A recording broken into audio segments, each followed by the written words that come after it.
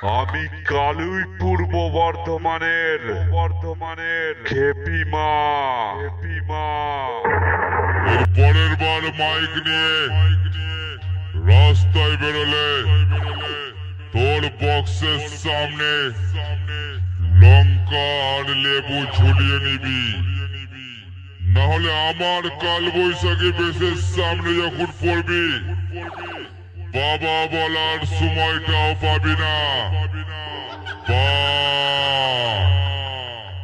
ওইখানেই আটকে শেষ হয়ে যাবি, বুঝলি শালা?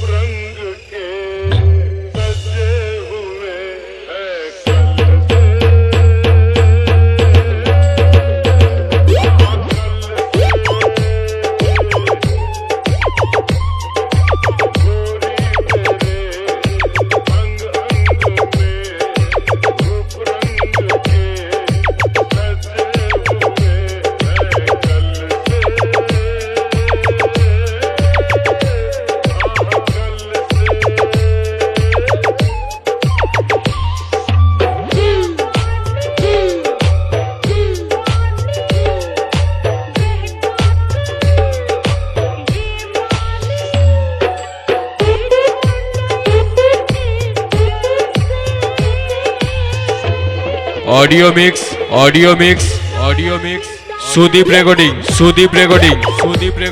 कुआरा छापानतला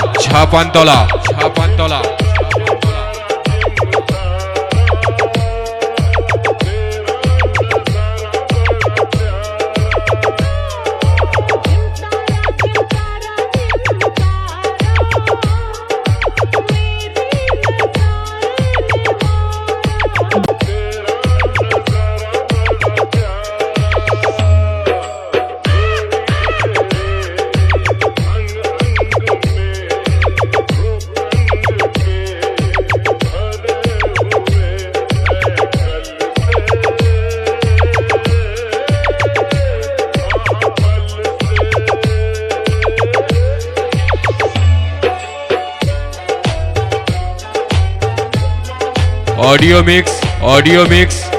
mix Sudeep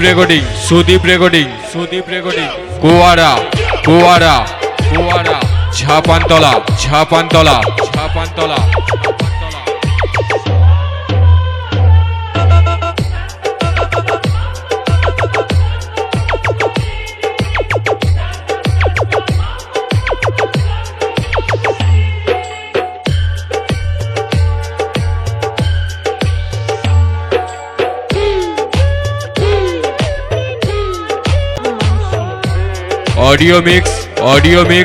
audio mix Sudeep